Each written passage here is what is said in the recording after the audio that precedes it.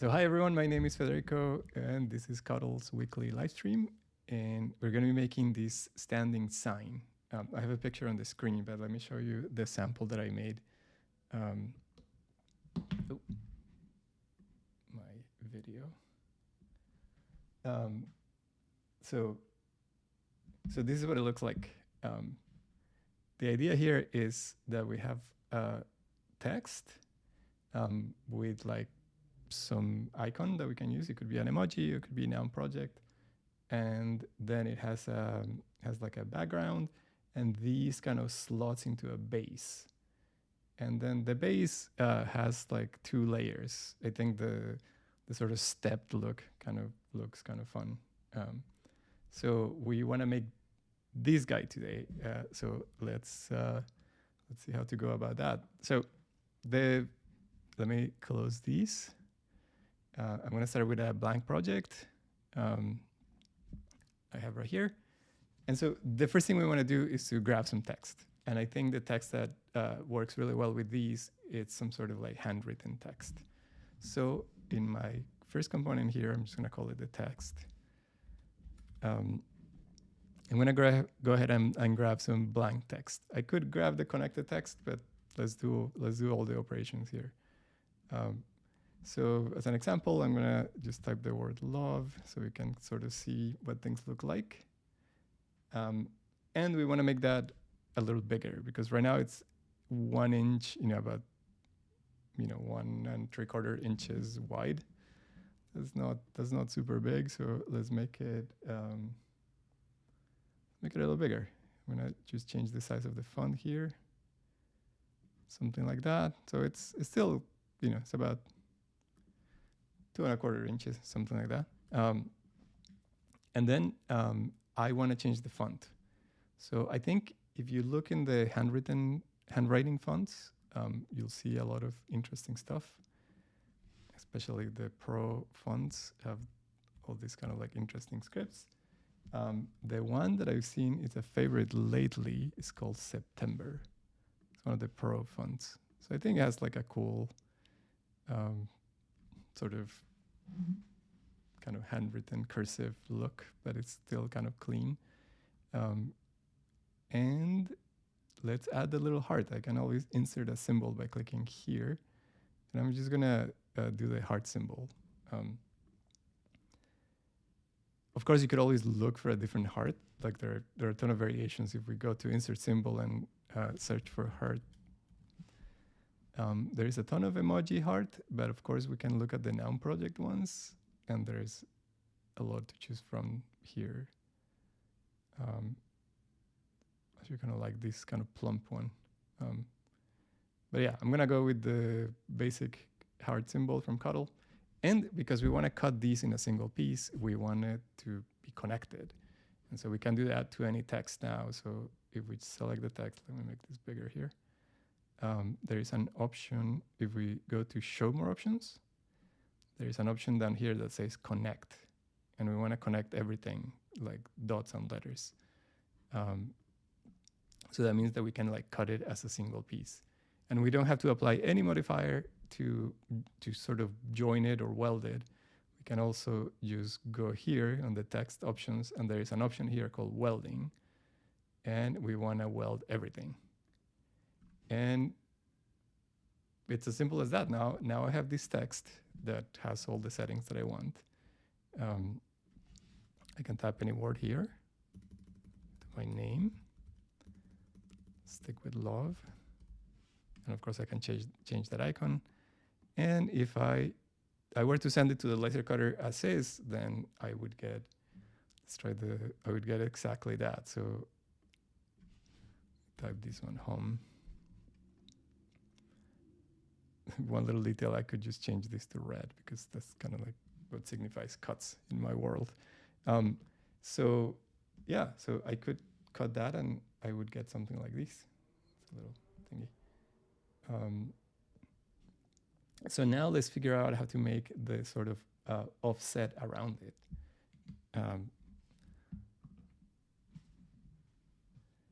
So I like to keep things organized in components. So I'm going to create another component here. I'm going to make a new component. And I suppose I could call that the back layer. So the back layer is going to be that, I suppose I could call this one the front layer. With some operations applied to it. So I'm going to drag that component here.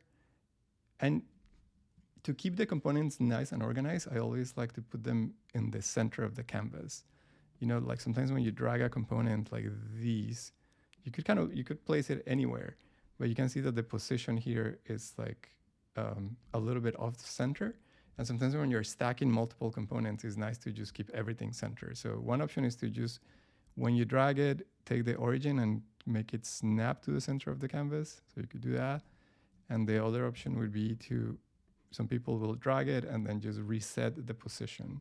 So if you click the 3 dots here next to position and, or you can, just click 0, 0, and then it just back to the center. I suppose the last option would be to just like not give it a transform. So you can like click this transform and delete it. And that just kind of resets everything to the 0, 0. Anyway, that's the one I like is just place it in the center. Position is 0. Okay, so with that front layer, we want to expand it. So that's adding an offset. So I'm going to select it, go to modify, and there is this expand. And that's kind of all I want. I could apply more operations here, but I think this is sufficient because if I place another instance of the front layer here, I can see what it looks like. I could just change this field temporarily. So the next thing I want to do with this one is I want to have a way to connect it onto some sort of base. And so for that, I'm going to get into some kind of like, I want to do it by hand. I could use that finger joints kit to do this kind of thing. But in this case, I think I'm going to keep it simple. And I'm just going to sort of do it, I'm going to make my own. So this is the idea. This piece needs to be sort of inserted into another piece. So kind of like these. I have two. This would be like my base, and these would be like the name. And I want that to be inserted into some sort of slot, like so. And so for this kind of thing, the thickness of the material that I'm using is going to matter, because the slot that is going into, it should be, the same thickness of the material that I'm using, something like that.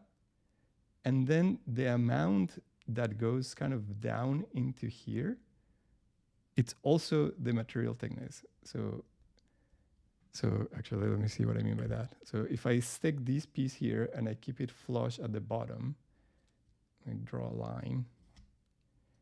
So this dimension right here is also the thickness of the material that I'm using.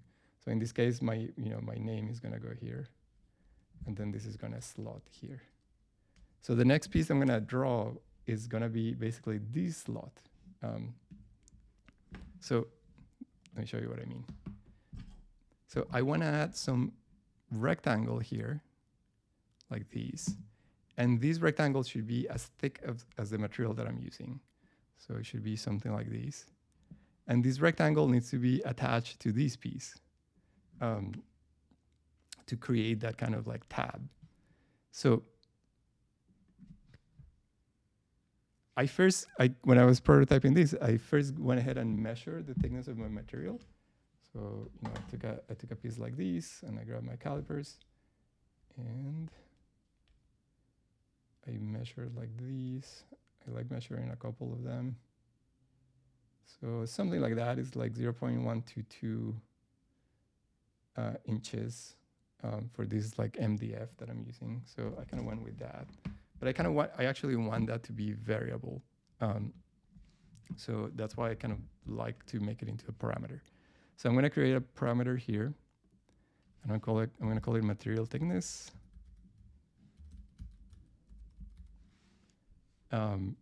I just measured that, so and I call it 0.122.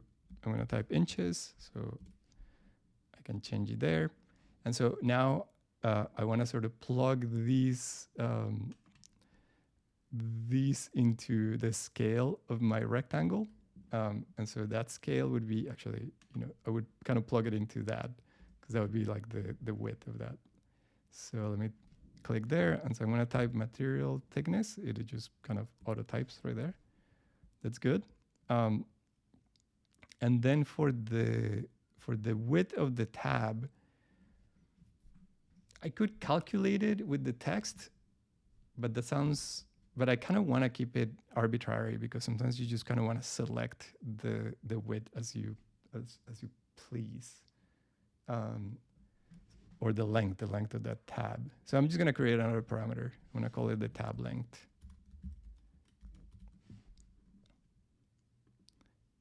And so I want that, say, to be like 3 inches, something like that. I could also type 3.00 inches. And I wanna do the same business where I plug the tab length into this number. So I just need to click here and type tab length. Yeah, looks good. That means now that when I change this number, the length of that tab changes. And if I were to change the material thickness, it gets thicker and thinner. And now what I want to do is to make these two connected. Because the text changes every time. Oh, I should probably extract that text as parameter. So let me do that. So I want this text to be customizable. So when I click on the 3 dots and extract as project parameter, I'm gonna reorganize it. I'm gonna move it to the top. I should probably rename my project standing sign.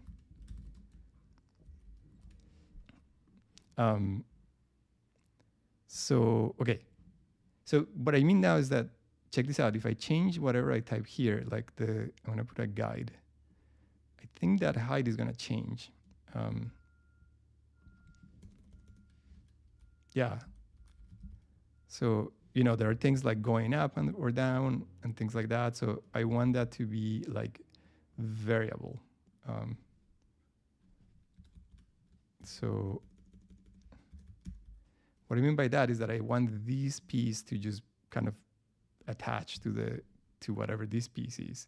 So there is like a utility for that. So if I go to modify, there is like one down here at the bottom called attach. So I have both of those pieces selected. I'm gonna select attach. And so that's always gonna move that section up into the two pieces here. One thing I wanna do is change the direction. What I mean by that is that if I were to change the distance here, let's see, actually it's moving pretty reliable up and down. But I like to keep the direction as vertical, so it always moves up and down in relationship to the object. And I want to keep this as the default value. So now whatever I type, regardless of like the letters, it's going to like stick to it. And I think that extra distance is fine because let's see, because I want it to overlap a little bit. And if I look at the front layer, do I want it to overlap a bit more?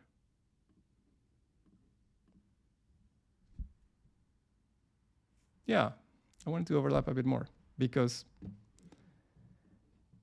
I can overlap this distance as much as I can, so it joins these two pieces together without touching that front layer.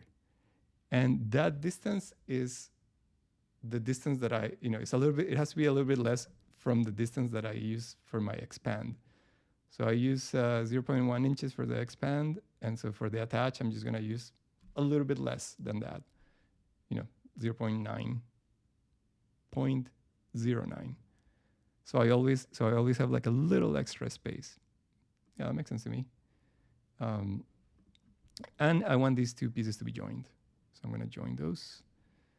And I go to modify and apply the Boolean union. Yeah, that was good.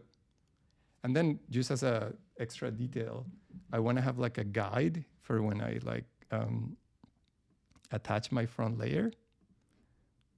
I hit it here, but I'm just going to drag it in place. So when I'm attaching this one, we usually do like a little score line, so it's like easy to align it. So for the score, I'm going to make this one blue. So I'm going to change the stroke to blue. And then I want to contract it a little bit. So I'm going to select, I'm going to modify and apply an inset or contract. That is, the default distance is too much. So I want to make it something like something small. So just enough that it gets covered by the front layer. So, okay, I got a piece. So we had that the front layer, and then we had this back layer. So notice that I made this score line, and so that's gonna help me glue this one in place. And then I have this like tab down here. So now the next job I have is to create a base where this tab kind of gets inserted. So let's do that. And that should be fairly simple because I'm gonna create another component here. I'm gonna call it the base, the first base, I guess. Call it base A. And so base A is gonna have, similarly, it's gonna have that rectangle where the tab is gonna fit. And I could just copy it from here. I'm gonna copy it. So I'm just selecting the rectangle. Then I'm gonna go to edit, copy. Then I'm gonna go to my other component and go to edit, paste. And I'm just gonna move it to the center. Type 0 here. I copied it because I didn't want to type all those other things. So that means the tab length still works. The material thickness still works. That's what I want. And I'm just gonna also duplicate this one. So I'm gonna select it. I'm gonna go here, right click and duplicate. So the reason I duplicated is because I still want the length to be applying to all of that. And then to this duplicate copy, I'm gonna apply an expand. And I want that to be like about 1/2 inch, maybe a little bit less. Something like that. Ooh, I'm blocking the number. Yeah, 0.4. So by duplicating it, what I gain here is that if I change the thickness, it just kind of complies. And if I change the length, it also works. So let's keep it 3 inches. And let's see, let's make sure it's working with these back layers. Same. Yeah, it's working there. Ooh, it kind of has a fun, let's keep it 3. And this works. If I cut these, this is what I get. So I get this base. So this tab should be just about the size that I got right here.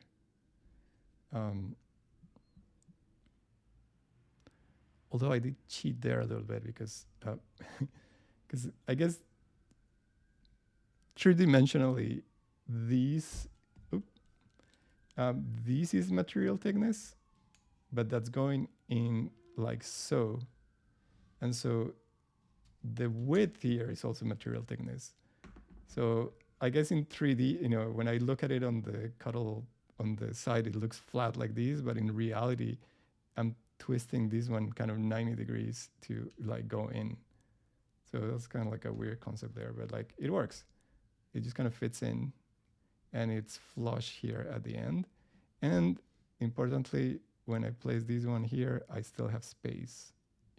Like this section right here is almost touching, but I know I left myself a little space. I can like confirm the numbers work. All right, so the next piece I want to do is, I mean, I suppose here we could be done. Like this is sufficient for like a sign. But it seems like people add like an additional sort of base to it. So let's do that. So I guess we could call this one base B.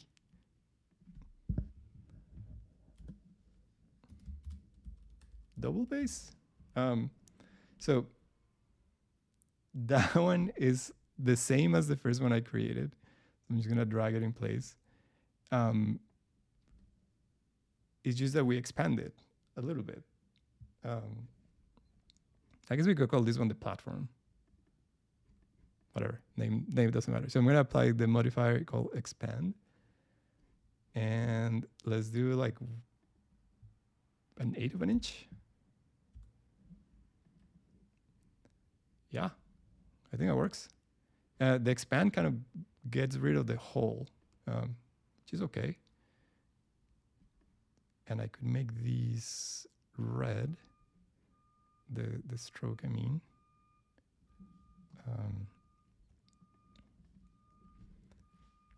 One little extra detail I like is that I also want some sort of guide to glue them together so they're like perfectly centered. So on that second base, I'm gonna have another instance of the first one. I'm just gonna make the stroke blue. I could contract it, I suppose, but it seems to work. And with this one, I actually want this to be red. Okay. So the reason I wanted this stroke blue is that when I glue them together, I want some sort of guide. And maybe I don't want to do that additional stroke, so I'm just going to join everything. So I only have the sort of outline. So now if I create a cut component, let's see if things make sense. So I can have the front layer, I can have the back layer, I can have that first base, I can have that second base or the platform, and this is what my cut would look like. And that's precisely what I ended up with. So this is what that looks like. So I got my front layer, got that sort of backer layer, I got this one, and I got the platform. So when I assemble these, I would like glue these together. Then I would glue these together. And the reason I made this like outline is so it's like nicely centered. I can like glue it like that. And then I can assemble it and stick it in. I did a second one that I actually glued beforehand. So this is it. So I glued these two pieces together. And then I glued this one to that one. And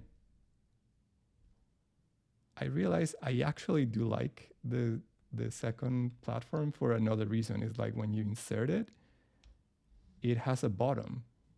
So it just kind of stays in place. I think one downside of not having that base is that potentially you could like push it too far, like these, and then it would be kind of like awkward, unless you like glue it on a flat surface and then you just make sure it's not there. So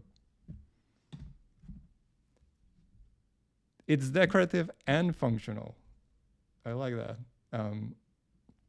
So I think this actually works. Like if you wanted to just make it like that and then you just place it on the table, it seems to work fine. But then you could still like undo it and pack it flat or store it flat. The fit is definitely a little bit loose. If you wanted to deal with the fit, I have time. I have 5 minutes. I think we could like we could do a little kind of fancy move. So to deal with the fit, I think we could add the kerf value. And I figure a bunch of you are now rolling your eyes about the kerf, but I think I can explain it. Let me try it. Let me try.